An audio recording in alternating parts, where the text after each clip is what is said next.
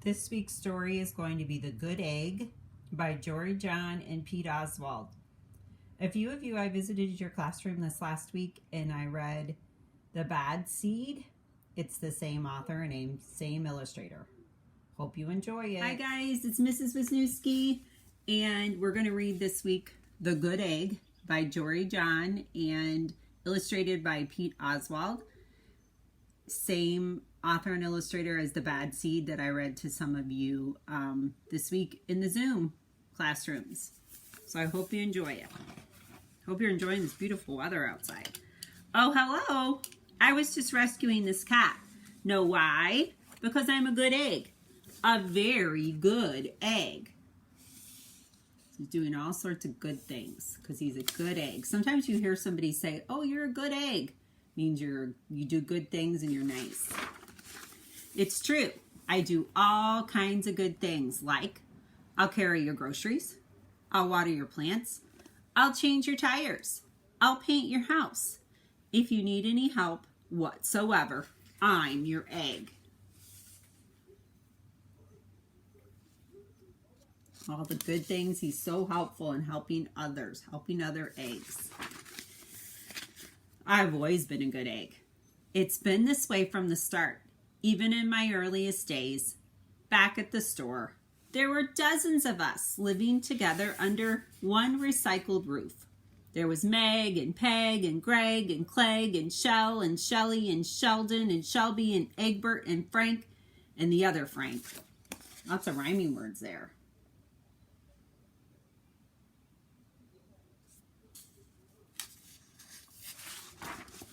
The other 11 eggs weren't on their best behavior. They weren't exactly good. They ignored their bedtime.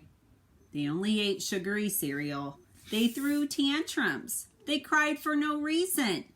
They broke their stuff on purpose. Whoa, that's not good. They're definitely not being a good egg.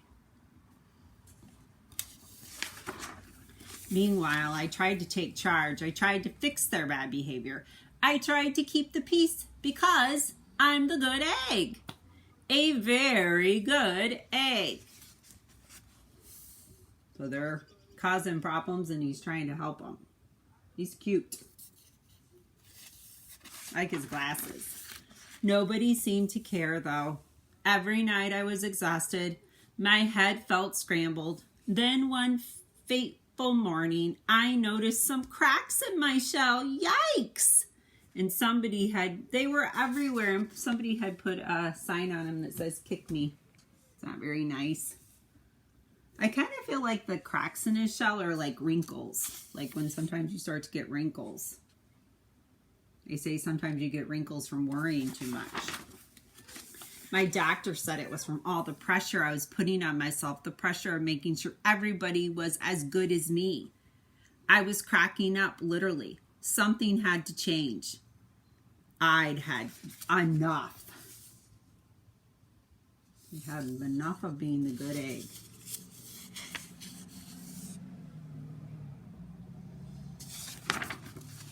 I told Meg and Peg and Greg and Clegg and Shell and Shelly and Sheldon and Shelby and Egbert and Frank and the other Frank that I was leaving. I can't be the only good egg in a bag aid carton, I said. Blah, blah, blah, they replied. I left that night. So he headed out on his way.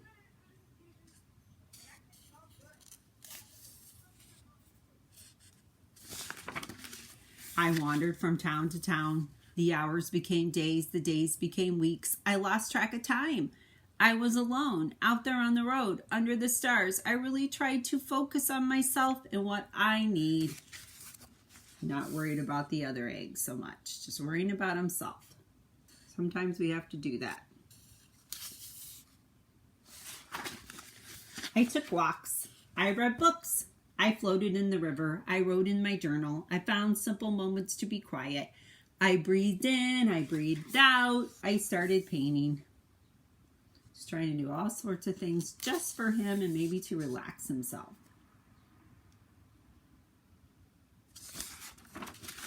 For once, I found time for me And guess what? Little by little, the cracks in my shell started to heal.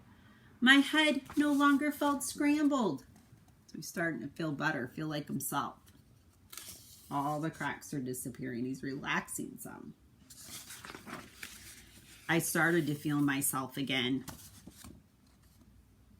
A little fountain there. Maybe doing some yoga. So I've made a big decision. I'm returning to my old carton and my friends. Besides, I'm kind of lonely out here. This time I know what I need to do. I'll try not to worry so much. I'll be good to my fellow eggs while also being good to myself.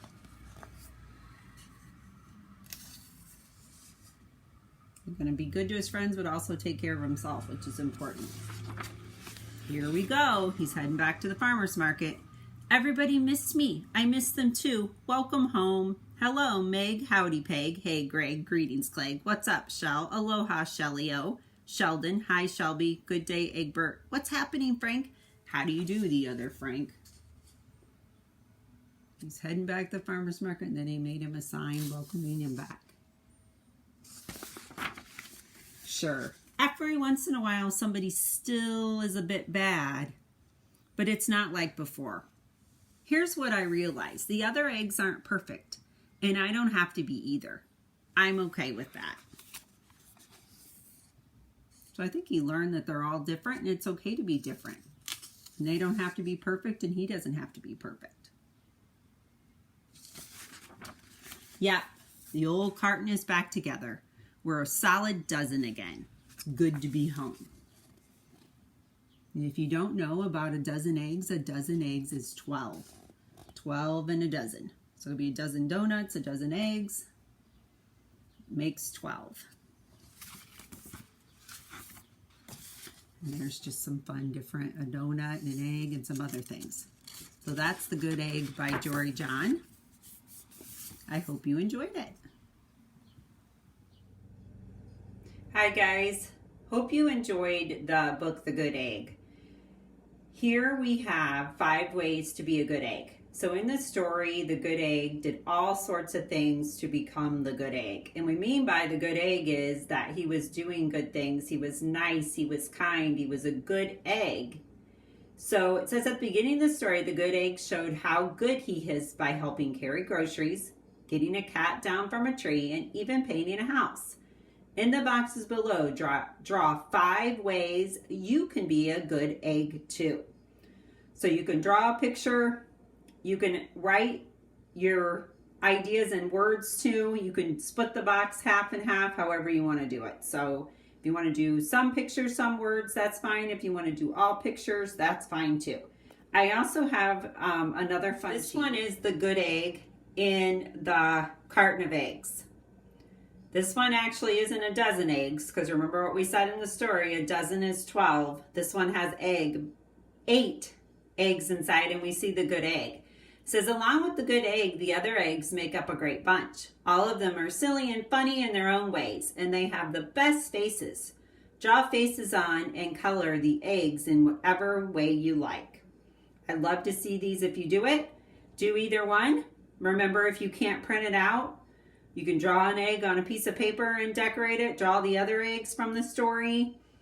And you can do your 5 ways of being a good egg on a different sheet of paper. It doesn't have to be printed. You could also just have tape yourself telling me the ways you could be a good egg. All right, guys, I missed you. Have a great week and enjoy the story.